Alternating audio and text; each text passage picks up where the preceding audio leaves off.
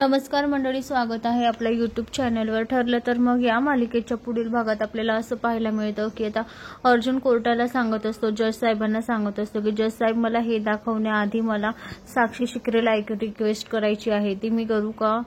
आणि त्यांच्या गळ्यात जे नेकलेस आहे, चेन आहे, ते कोर्टाला दाखवायची परमिशन हवी आहे। तेव्हा आता साक्षी खूप घाबरते, तर साक्षी आता ते पेंडंट आणि चेन अशी वरती काढते आणि दाखवत असते।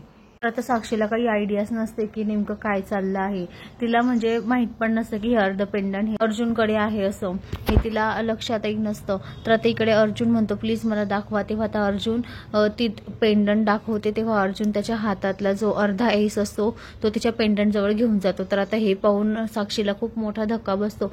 तर कोर्टामध्ये सगळ्यांनाच खूप मोठा धक्का बसतो। जज साहेबांनाही विचार करायला लागून जातात की याच्याकडे अर्ध पेंडंट कसं काय, म्हणजे हा चांगलाच पुरावा आहे। तेव्हा आता अर्जुन म्हणतो, परफेक्ट मॅच। आता हे पाहून आता सायली हसते, सायलीलाही खूप आनंद झालेला असतो। तर आता अर्जुनकडे खूप मोठा पुरावा सापडलेला असतो, जसं की एस नावाचं अर्ध पेंडंट त्याच्याकडे, अर्ध पेंडंट तिच्याकडे। तर या गोष्टीने आता महिपत पण हादरलेला असतो, कारण त्यालाही वाटतं की हे अर्ध पेंडंट अर्जुनकडे कसं काय आलं, म्हणजे आता साक्षी आणि महिपत दोघंही आता अडकणार। साक्षी तर खूपच घाबरलेली असते की माझं अर्ध पेंडंट याच्याकडे कसं आलं।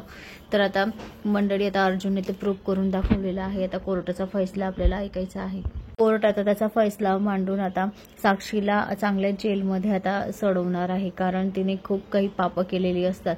तर म्हणजे येणाऱ्या पुढील भागात आपल्याला असं पाहायला मिळेल की आता जज त्यांचा निर्णय सोपवतील आणि साक्षीला लगेच अरेस्ट करतील। अशाच मालिकेच्या नवनवीन अपडेटसाठी चॅनलला लाईक आणि सबस्क्राईब करा, शेअर करायला विसरू नका। धन्यवाद।